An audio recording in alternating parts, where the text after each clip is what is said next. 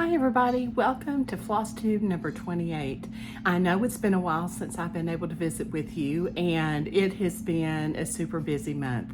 So thank you for your patience and waiting, and I'm so excited because there's tons I want to share with you and show you today. So grab a cup of coffee and maybe some popcorn, who knows, whatever your favorite snack is, have a seat and let's visit a little bit. I began after the last, sorry, that's my mom's little pup just having a fit at the mailman's come. But I actually went to Scotland right after the last Flosstube. Had about 2 weeks over there with some other stitchy friends, and we had the absolute best time. So hopefully you were able to follow along on the Traveling Violets, which is on my Facebook page, and see some of the sites that we visited. And I just want to say, we did 5 days in Edinburgh on our own, and then we had a guide, and his name is Neil. He's with Scottish Guided Tours, and I cannot recommend him enough. If you ever want to take a trip to Scotland, I suggest you look him up. He has a Facebook page with his company, and he also has an email that's listed there that he'll be good to get right back with you and contact you on. But he was amazing. He did all the driving, knew the best spots to stop, and just kept us entertained the whole time. So we had a fantastic trip. I then got back from Scotland, and of course that was right before they stopped the testing for COVID. And so we all had to test. So we went to the airport hotel the night before we were to fly out. We had a group of 6, we all tested, and 2 people ended up positive. So they had to stay behind. And the rest of us came on home. I was home about a week, and I had several negative tests, and somewhere or the other I picked up COVID. So I had my second round of COVID. Fortunately, I had been vaccinated and boosted and have had COVID. I had it when it first started over a year ago, and recovered from that. And so this time was super easy. The only reason I even tested again, I was just making sure, and was feeling like a little flushed one evening. So I took my temp, and I had like 99 temp that evening. Decided I better go ahead and test, and sure enough, it showed positive. I was very fortunate though. The only symptoms I had a little bit of a headache, I had a little bit of a runny nose, and that's it. I only ran fever that one evening, didn't run fever anymore, and 5 days later I was testing negative. So it really was not bad. I quarantined upstairs, made everybody else stay away from me, and just packed a lot of stitching and got a lot of that done, got a lot of binge TV watching done. So it really wasn't too bad. I'm glad it's over with now. So maybe I've had this other variant now. Maybe I'm good to go. We'll see. And the 2 that we left back in Scotland, they ended their quarantine before they could come back. So they actually had a little extended vacation in Scotland. So that was great.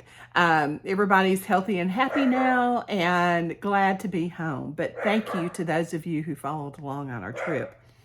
After I finished with my COVID quarantine, my mom was scheduled for cataract surgery. So she went in, had that done, was very nervous. But I know a lot of you had messaged Mom, given her encouragement, and told me that you'd had it and had great success with it. So that really helped her nerves. So thank you guys that did that. I passed along all of your messages to her, and it really did make her feel better. And now she is amazed. She cannot believe how well she can see out of that one eye. She doesn't even have a lens in that side of her glasses. So she is excited. She's already been kitting stuff up to stitch. She can't wait.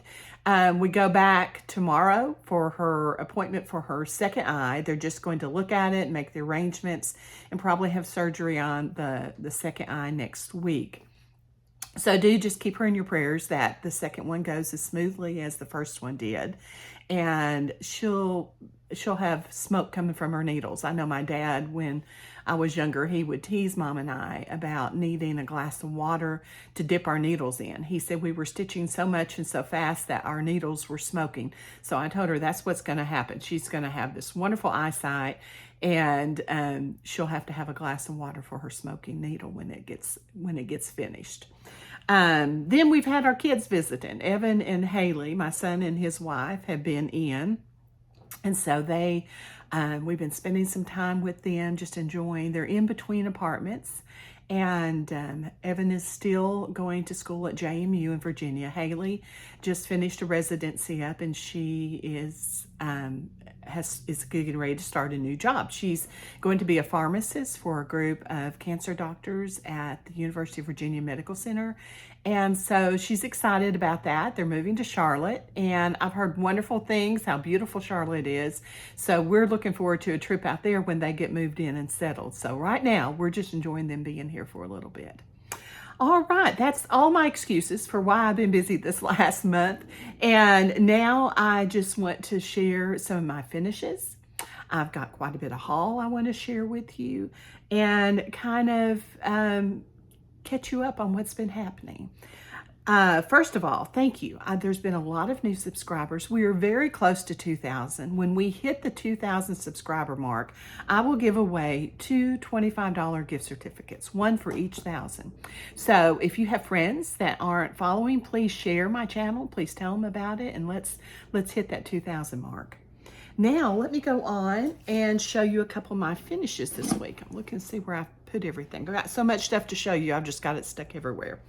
The first thing that I want to share with you is a finish.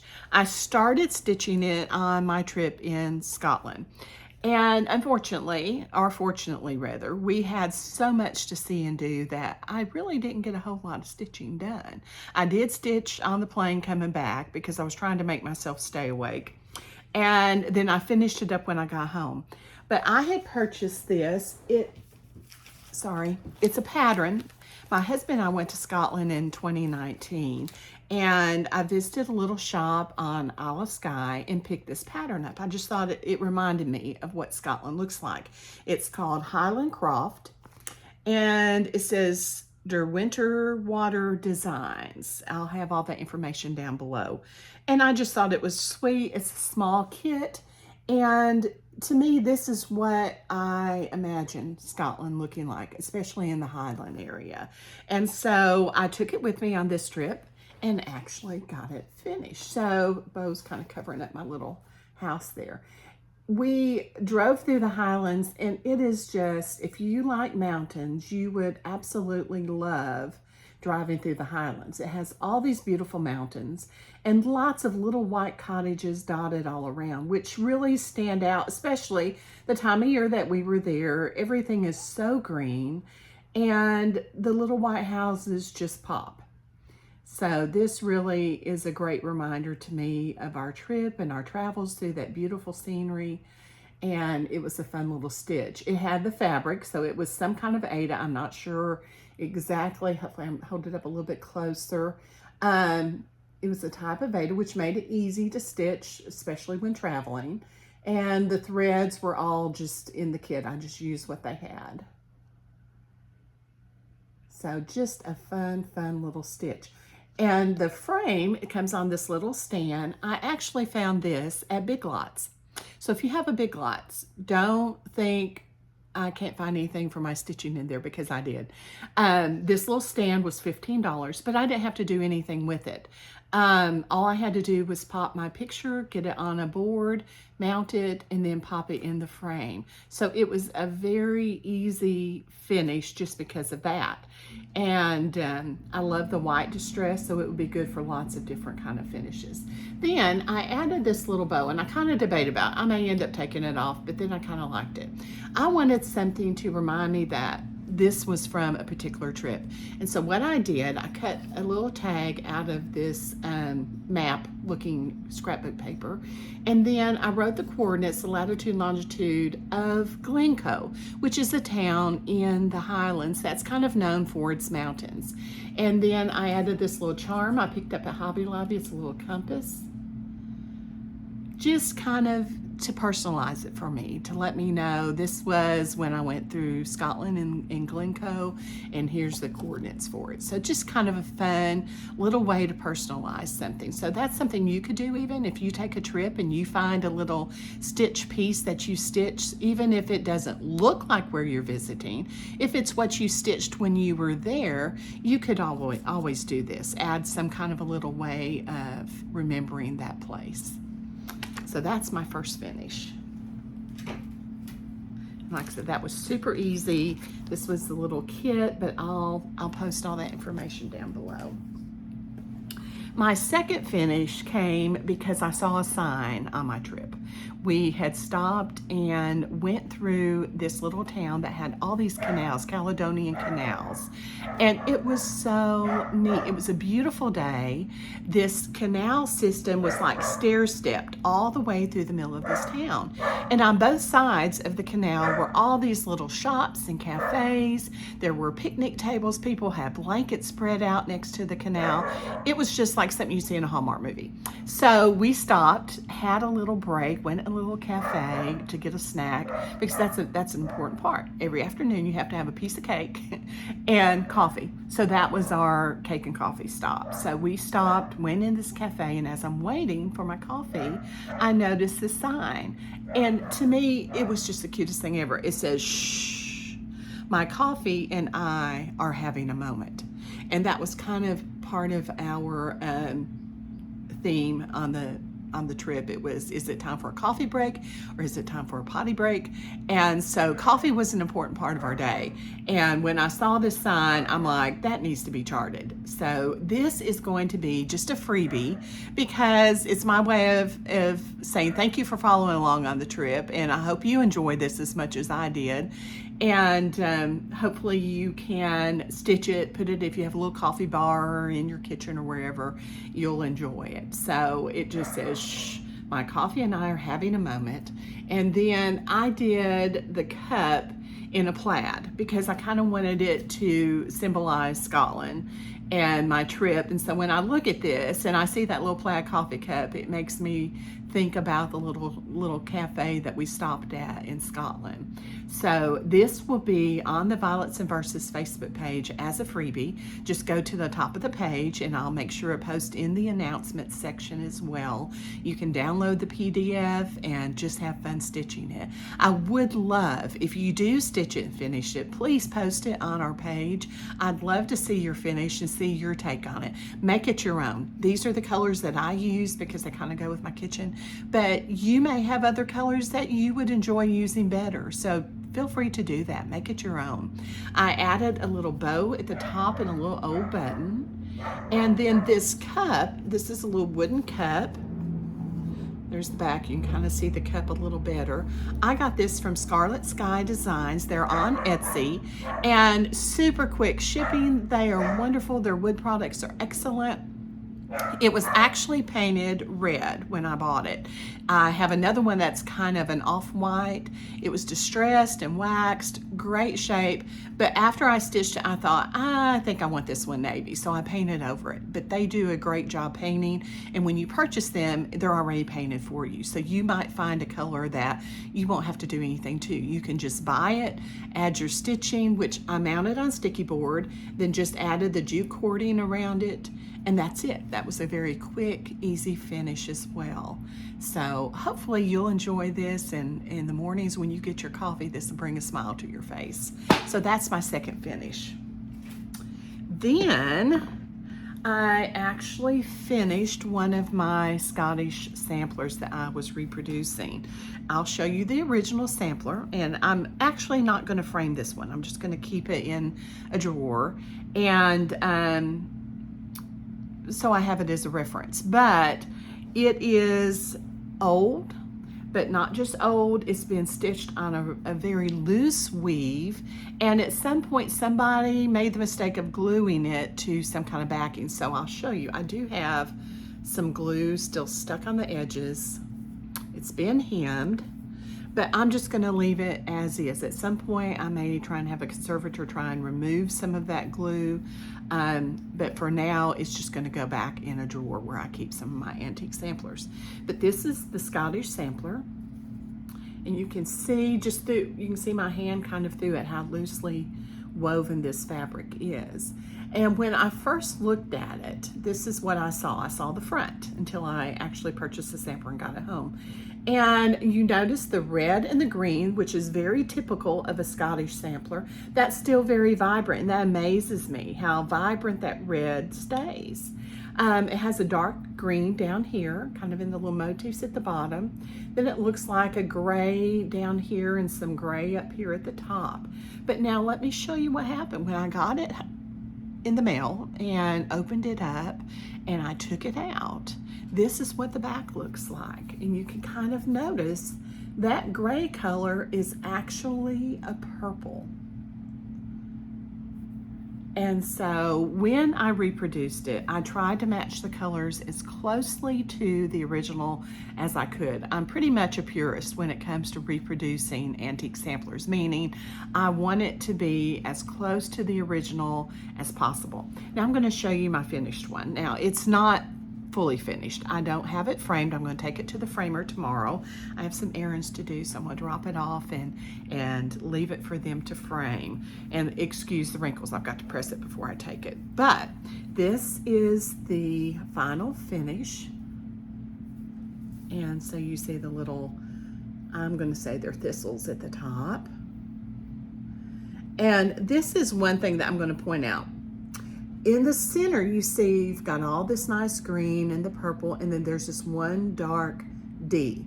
I have no earthly idea why she did that, but that's the way the original is, so I left it.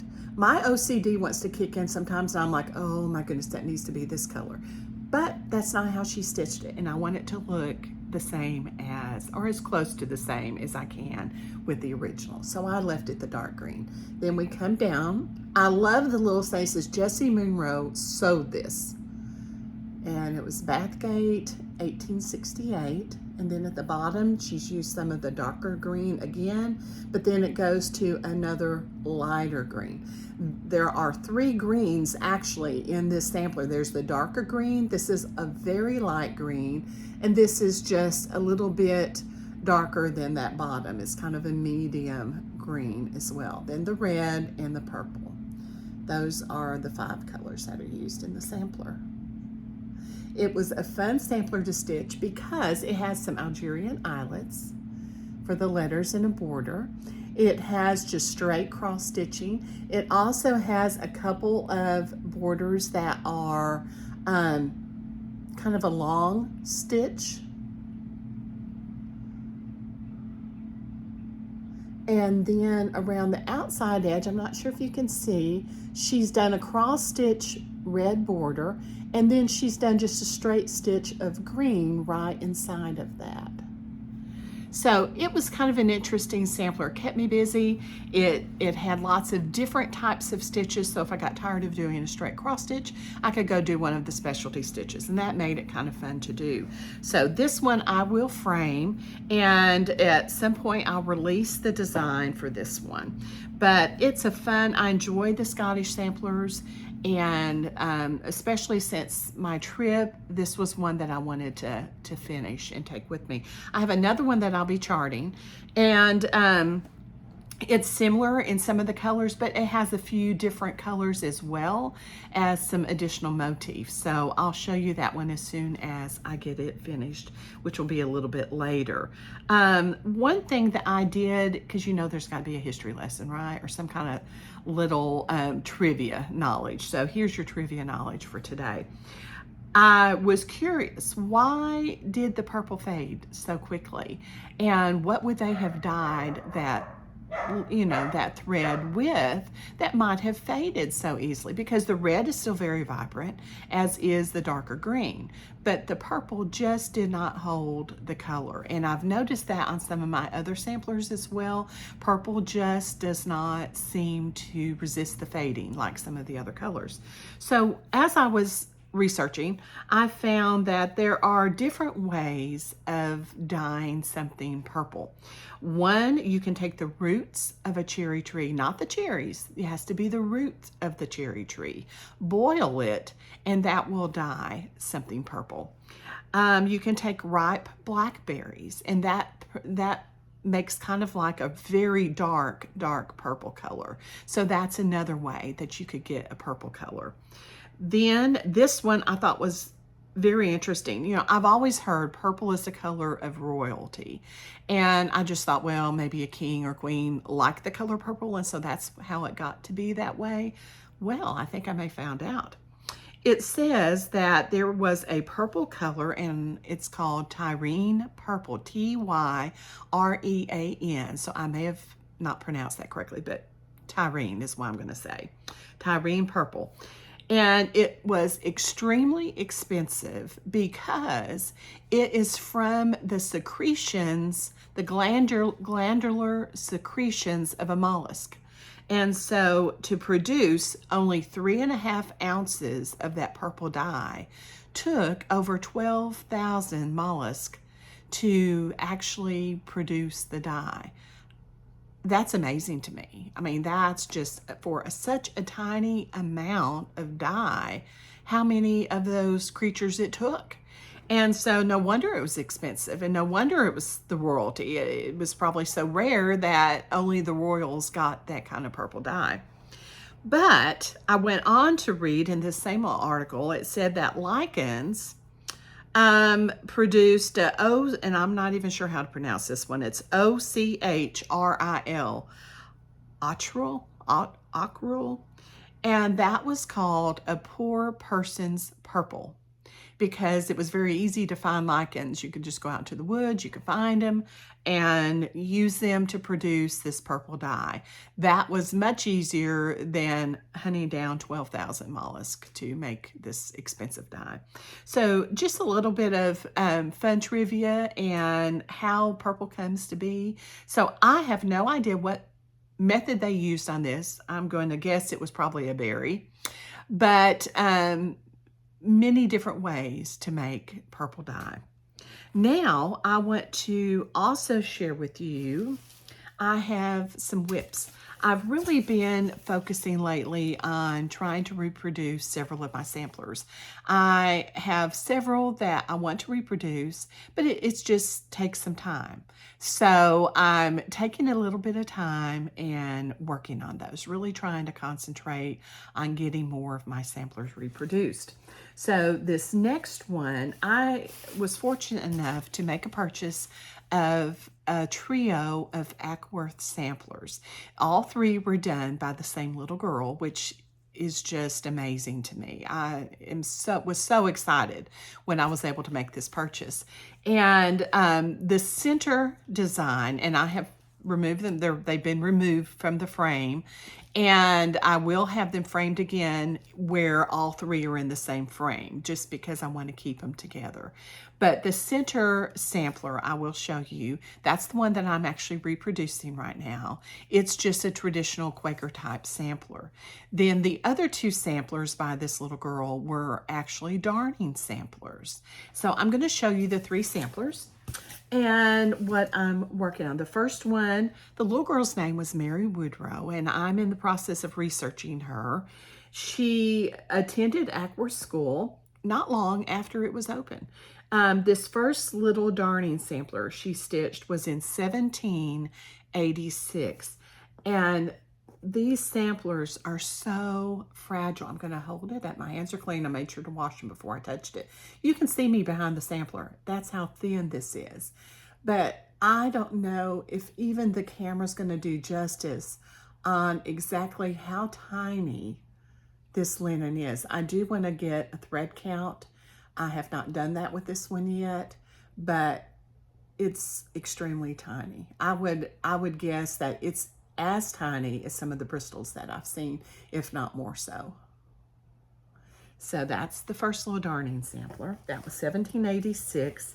Here's another one. She did this one 2 years earlier, 1784. It's a little bit different, a little thicker than the other one. Mary Woodrow, Ackworth School, 1784. And I'll show you the back of this one as well. You see a little bit better the colors on this one. They have faded somewhat, but for that long, no wonder.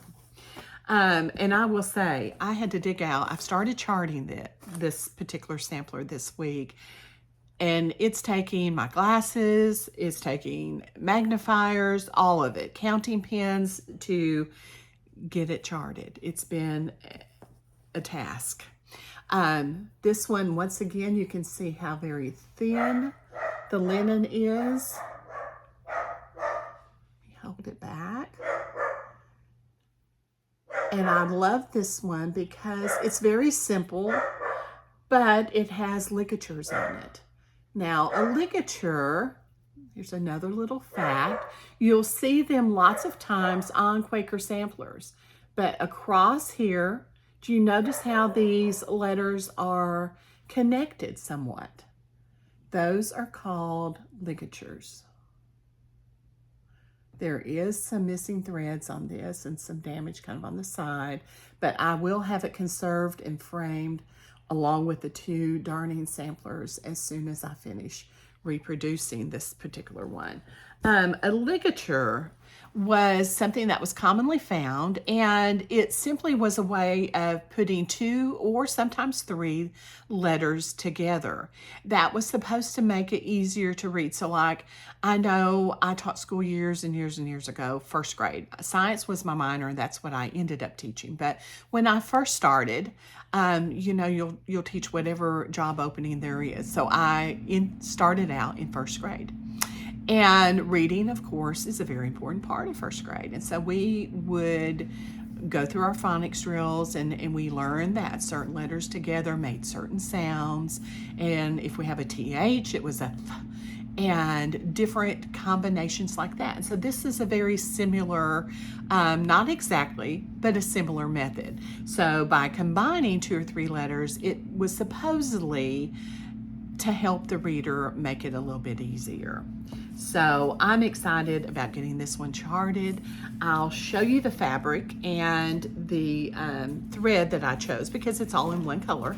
And at first, if you look at it, it looks basically like black, but it's actually not. It's a very dark brown, nearly like a 3371 color. So I chose a silk, and I'll show you that in just a little bit. The next whip that I'm going to work on, I'm going to kind of alternate them in between stitching each evening, is a little sampler that I just printed off today. I am so excited. I signed up for, it's called the Great British Sampler Weekend. So if any of you guys are going, let me know in the comments. I am so excited. It's not going to happen until October of 23, but they have a special Facebook page, and they are having fun little things to do in the time that we're waiting. So they know it's a long time till the retreat. So thank heavens, Nicola and the rest of the admins are being so sweet. They're posting little videos, and they're going to have fun activities along, just kind of building up to the retreat. And the first thing that they have posted was this sweet, sweet little sampler, and it's called Eliza Stringer. We know Eliza was 6 years old when she stitched it. We don't know the date. We don't know the location. We don't know much else other than her age. And the fact that, wow, a little tiny 6-year-old stitched this sweet little sampler. And it is a sweet little sampler. It's 106 wide by 167 long. So it's not a very large sampler. And our challenge has been to stitch this. No colors were given. We can choose to stitch it in one color. We can choose to stitch it in several colors. It's completely up to each attendee. So this is like a little extra project that we get to do. And then we're all supposed to take this little sampler with us to the retreat so we can see how did everybody decide to do their own. And I just can't wait. I think that will be so much fun. I love working with color. And so I'm really excited about this. I'm going to pick out my linen and my threads this week and see what I can come up with. So I'll show you my choices the next floss tube of what I end up picking out. She will eventually, Nicola will eventually release this sampler, but it will be after the retreat. So this is just like kind of a special little addition for those that are attending the retreat. But I was so excited to get into this retreat. I'm looking forward to learning more about antique samplers and seeing some that they have there and being able to listen to Nicola. She's so just well versed with antique samplers. So this is an exciting thing for me. Then the next thing that I want to share with you is some of my haul. I'll start out because I've shown you the little Ackworth sampler that I'm charting right now. I have picked out my linen and I'm really excited because it's a great match for the original sampler. It happens to be Fox and Rabbit Hog Bristle. That's not a very romantic or sweet sounding name of a linen, hog bristle, but it matches perfectly. So I'm doing it on 40 count. And it's just Fox and Rabbit Hog Bristle. Let me see if I can take it out of the plastic. It's kind of hard to tell. That plastic is glaring a little bit. There you go. Maybe I'll hold it back a little bit. But it's a great match with the original sampler. Then the thread, I said it just had one color. It looked black until I really checked it out. Sorry, I'm jiggling the video camera. My knee was hitting the table. It looked black until I really looked at it a little bit closer under the magnifying glass and looked at the back of the sampler as well. And so I ended up choosing an MPI, and it's just a very, very dark brown. I think this will work great. It matches. I held it up to the back of the sampler, and to me it's a great match. So I'm super excited. I enjoy the charting process, but I cannot wait to get my needle going and actually begin stitching on this sweet little sampler. I don't know, I may get 1 or 2 stitches in tonight. I'm hoping to finish up the charting this evening. If not, I will be stitching on it tomorrow. Just cannot wait. Then I purchased, this is, you know where I've been. I have my pink bag, Stitcher's Garden. I did purchase another large piece of 28 count Picture This Plus Heroic. I love that, and I have a little bit of patriotic stitching that I want to get in since 4th of July is coming up next week. I plan on 4th of July, we're gonna get some stitching in, have some cooking outside on the grill and just relaxing and doing a little bit of stitching. So here's the Heroic, and I'll use this. Then I also from Stitcher's Garden picked up 2 new patterns. Not that I need anything extra to add to my whip basket, but I couldn't pass these up. This one is a hands-on design, and it says life is just, and it's actually a bowl full of cherries. And I'm going to show you some fabric in a little bit. I went to Hobby Lobby and yesterday, and they had all of their fabric 40% off. So if you guys have a Hobby Lobby, you better make a run today, because it's going to go off this week, I believe. So I picked up quite a few pieces of fabric, and I found one that I absolutely love. So this is going to go on a bag. I will be having the next project bag sale August, the first part of August. I'll post the date, the exact date and time on my Facebook page, but I know Mom has been busy stitching, and this is one that we will make into a bag. So I will change the colors up on that just to match the fabric. This is going to be the outside of the fabric bag. It's got some cherries, but it also has some of the blue, and it's just a fun patchwork. Then on the inside, the lining is just this cherry fabric. So that's going to be the project bag fabric for this particular design. I just think that's so sweet. And if you buy the pattern and you don't want to do a project bag up and you just want to make a little pillow or something like she shows, the little charm of cherries actually comes in the pattern. So that was a purchase. Then this one, my youngest son just moved out of the house. He moved into his first real apartment. He says the little apartment he was in during college didn't count. That was part of college. So this is his first real apartment on his own. So he's excited about his apartment. I took over his room and have turned it into just a guest room. And above the bed, I've got just a blank wall. I have a little plaque up there now, and it's cute, but I saw this pattern and I thought, this is what I want to go over the guest room bed. It says, "In our home, let love abide and bless all those who step inside." And I love it. It's called Love Abide, and it's by Lottie Da. Isn't that just the sweetest sampler? So I have no idea when I'll get this done. We may have lots of guests in between now and when I finish this sampler, but that's my goal. I would love to get this stitch to go over the bed in my new guest room.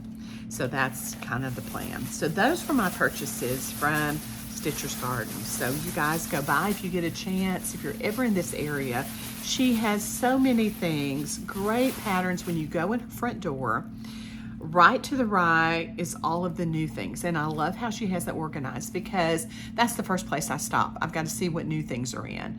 And so you can kind of peruse. She's got some spinner racks. She's got some displays on the wall, and it's really easy to see all the new things that are in. But then don't stop there. The store is huge. She's got 2 levels and tons of fabric, tons of floss and threads, lots and lots of patterns, and it's very easy to find what you need. And all the ladies that work there are so sweet. And so if there's something in particular that you're looking for, don't hesitate to ask them. And they are great about knowing exactly where everything is, and if not, they'll find it for you. So I do encourage you, if you're ever in this area or this neck of the woods, stop in there. The next thing I want to show you is, I'm not going to show you all my fabric I got at Hobby Lobby because there's too much. I hate to say it, but I did go a little overboard. But I'll show you some of what they had.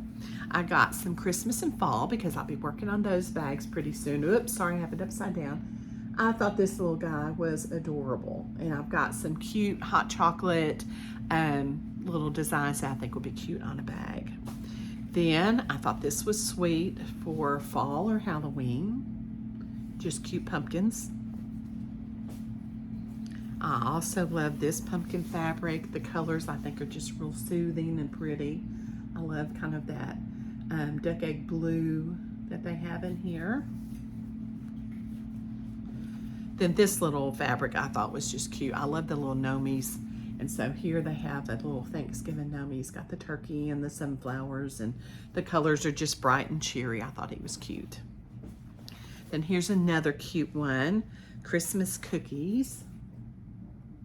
I know, as hot as it's been here and other places across the country, it's hard to imagine fall weather and Christmas season weather, but maybe if we stitch some of that, it'd put us in a cooler mood. Then I love these little trees. And then the last one I'll show you is another Thanksgiving. I love just a pretty turkey, and the colors in this were so soft. I thought he was really pretty. So, like I said, that's not all the fabric I got at Hobby Lobby, but that's all I'll bore you with and show you this morning. But do go buy all the fabric, 40% off. It's a great time to stock up and add to your stash this week. Then I have a couple of other finishing pieces that I bought. This is one that I got on vacation, and I kind of wanted to show it to you because I know it's summer. Some of you guys are taking vacations, and when you go in a little gift shop, and you know everywhere you go is going to have a gift shop, don't hesitate to look for finishing items. We went to Culloden and walked around, and they had an excellent gift shop, and I found this. It's supposed to be a little cheese board. It has Culloden kind of burnt into the wood at the bottom with a little Tudor rose, But when I saw it, I thought this would be a fantastic finishing piece. There is Tudor Rose pattern. I've got to pull it up and look at it yet, but I'm thinking I could stitch that and mount it on this board, and that would also be a nice reminder of my trip. So when you're on vacation, check out the gift shops for some finishing things. Then I did pick this up at Hobby Lobby this week. It was on sale, or might have been last week. But I just like kind of the rustic look. It's like it's been painted and sanded off. And I thought that would be great to put a finishing item in. I then found this at Dollar General. I had to stop in there for something. And this little frame was only $4.50. And I think it is so cute. What I would do is just mount something on a sticky board and pop it right in there. Just leave this here and cover it up with the sticky board. You could leave it this natural color, or you could actually paint it and distress it if you wanted to. But for $4.50, this is the bargain. So, Dollar General. Then this is another Hobby Lobby purchase. It was $14.99. It's in some of their new fall stuff. And I just thought it was sweet. It's a little trio of pumpkins. I will take this little jute rope off. It's kind of stapled in the back. But this little pumpkin looks like he needs something stitched. So I don't have a clue what I'm going to put on this yet, but this is going to go in my kitchen this fall. I'm going to find something that would be cute to go in this little pumpkin. If not, I'm going to have to charge something. But this is at Hobby Lobby. So just have to watch when they put those on sale. Then I got a couple more paddles. I'm thrilled because Hobby Lobby has really started carrying more paddles, which are excellent for finishing, and they're a great quality. They're nice and thick. This particular paddle was listed at $14.99. It's in their spring section, and so it was 40 or 50% off when I bought it. So that's like, say, $7.50 for this paddle, and look at how nice and thick it is. You could leave it natural, or you could paint it and distress it, which is probably what I'll do. I'll probably also take this little jute rope out, add my own bow here, and then you've got your hole to hang it on a nail or whatever. So that's a little paddle from Hobby Lobby. And then they have these small ones, which would be excellent for just little things for your tier tray. These are $7.99, but once again, they're in the spring shop. So at, say, 50% off, you're looking at $4 or $4.50 for these. So not much at all. And they're a very nice thickness. Easy to paint or stain or just leave natural. So I had to get a couple of those. Then I ordered this as well off Etsy. And I just think it's adorable. It's from Scarlet Sky Design, and it has the little bee on top. So I'm wanting to stitch some kind of a bee thing to go on the bottom. So I think that's it for my purchases. This is the little paper for the finish I did from Scotland this week, and it was the $15 little easel picture frame. So Big Lots, check it out if you're in there or have a Big Lots in your town.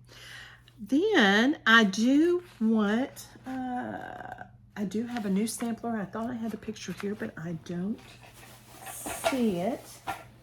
I'll show you when the sampler comes in. It's supposed to be here July 11th or the 12th. And I ordered it. It's coming from the UK. And I cannot wait to chart and stitch it. It is a sweet little sampler with a verse about parents. I'm going to do an adaptation out of it where I'll leave the sampler originally as it is, but I am going to add in an alphabet chart to where I'm going to, on the one model I stitch, I'm going to add my parents' initials.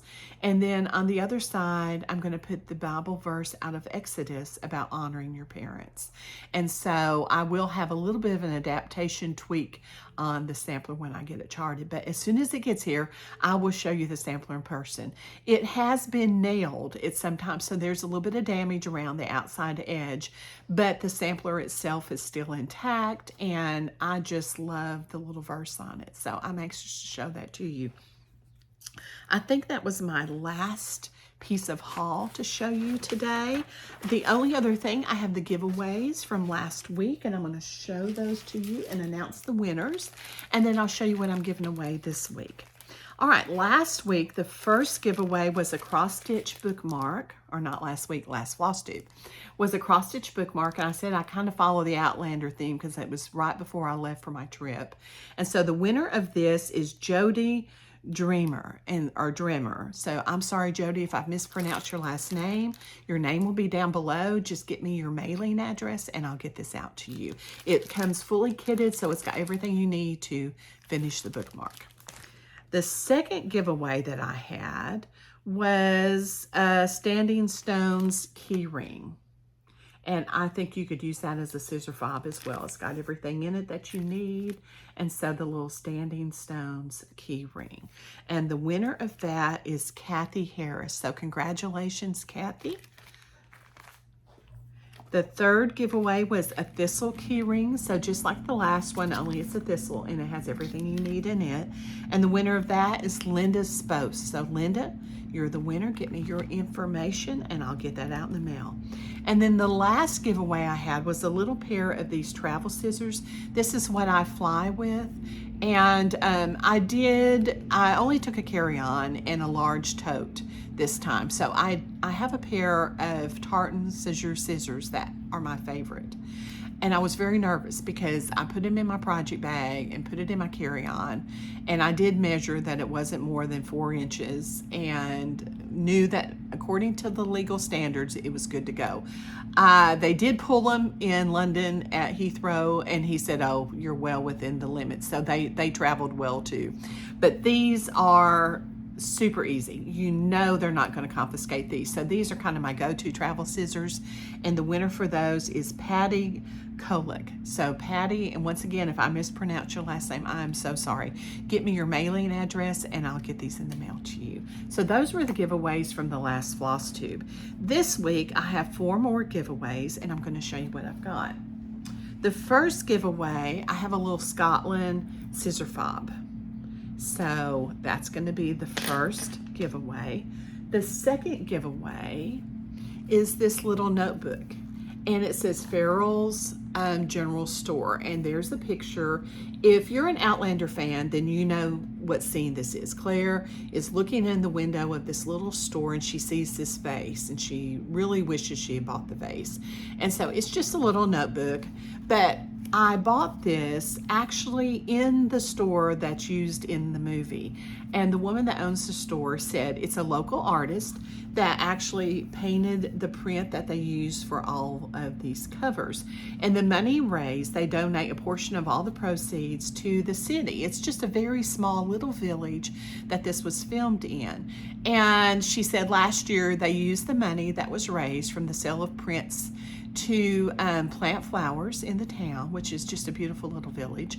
And they also take all of the senior citizens at Christmas out to eat dinner. And so she said they had 60 senior citizens last year that they took out for a Christmas dinner. So I thought that was so sweet. I love the little notebook first of all, but then to know the story behind it. So I bought one to give away and one to keep for myself. And so it's just kind of a fun little story to go with this. That's the second giveaway. The third giveaway, sorry, I just hit my little phone stand, is a USA board. This was a giveaway for last week, but nobody claimed it. So I'm going to have this week as well as a giveaway. So the USA board. Then the fourth giveaway is also something I got on my trip. And it is, ladies, you're gonna want this. It's We Love Kilts calendar. So I know it has pictures that you may want to cover up. It has all these sweet Scottish gentlemen in kilts. But you can be inspired. Write down the projects you want to work on and stitch on that month, and the picture will inspire you to get that done. Just imagine them saying, you are doing a great job stitching. Just keep stitching. So this is my 4th giveaway for today. So those are the 4 things. Just comment below. Be sure and like the video, comment, subscribe if you haven't, and I will draw for those 4 things for next week. But if you were one of the winners from last video, be sure and get me your mailing address and I'll get your prize out in the mail to you this week. So I just want to say thanks again. Thanks for being patient and waiting on me this busy month to post again. I hope you will enjoy the free coffee pattern. Remember, it's going to be on the Violets and Verses Facebook page. You can go up to the announcement section and download the PDF. I hope you guys have an amazing week. Get some stitching in, enjoy some time with family. I know the 4th of July is coming up, so I hope you have great plans, and some of that includes stitching. It was good to talk with you again. Take care, and I'll visit with you very soon. Bye.